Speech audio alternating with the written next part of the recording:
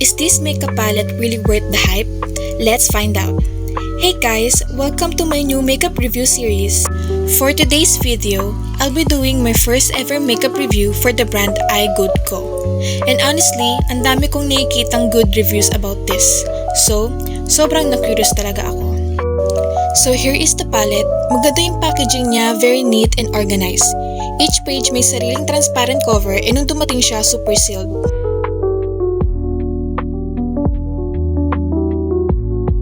So the palette consists of 2 pages of eyeshadows, 1 page for powder contour and setting powder, 1 page for highlighters, 1 page for blushes, and 1 page for creams and lipsticks. So yes, all-in-one palette talaga siya. Before anything else, nag-skin prep muna ako using my usual skincare. For primer, I use Fit Skin Mattifying Poreless Gel Primer from YOU. For my base, I use the foundation and concealer from the palette. And luckily, ka-shade ko yung foundation, so plus point agad siya. I use a sponge for foundation and a brush for concealer.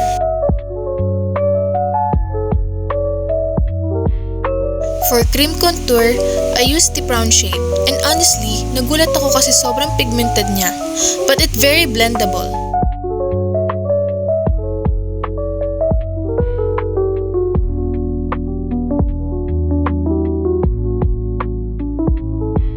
Then, I set the areas I want to highlight using the setting powder from the palette. Medyo may pagka-pink tone siya pero nag-work naman siya sa skin ko. For powder contour, I use the dark grayish tone with floppy brush for the face and angled brush for the nose.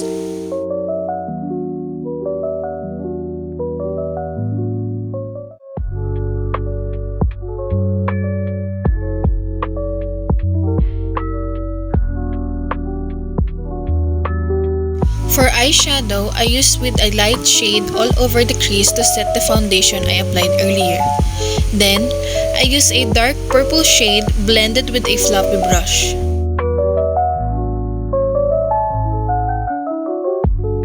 For the outer corner, I use a dark grayish shade using an angled brush and blending it halfway through the crease.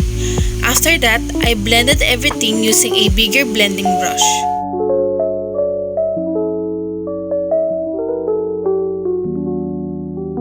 For the cut crease, I use a flat brush and light concealer from the palette, applying from the inner corner to the half of the lid.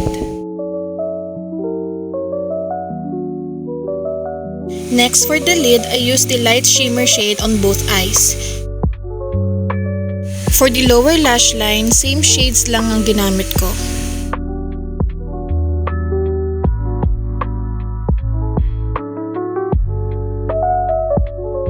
So here is for the eyes. Nag-apply na rin ako ng eyeliner, mascara, false lashes, and white pencil sa waterline. For brows, I used the brown cream shades from the palette, and I also added the lightest shimmer sa inner corner for the aegyo-sal look.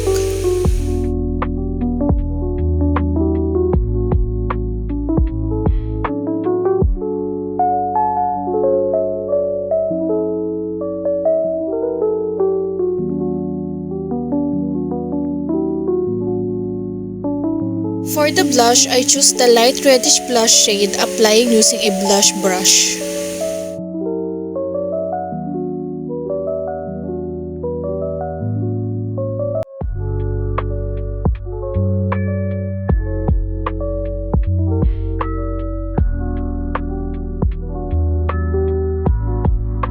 For the highlight, I used the champagne shade and ang ganda ng glow niya. Subtle lang but noticeable.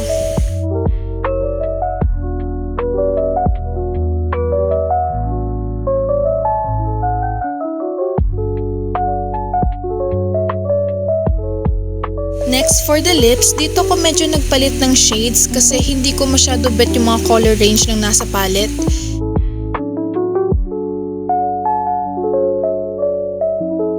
And after choosing, I topped off with Classic Lip Gloss version 2 from DC Formula in the shade Dusty Pink.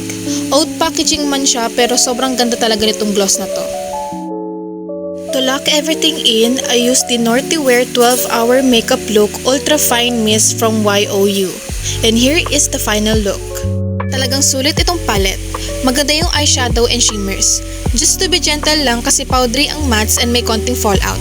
Overall, blendable lahat, okay ang creams, smooth ang highlights and creamy ang lipsticks. 10 out of 10. All-in-one, lightweight, and perfect for travel itong palette. And that's it guys for our makeup review series. I hope you enjoyed this video and see you again on my next one.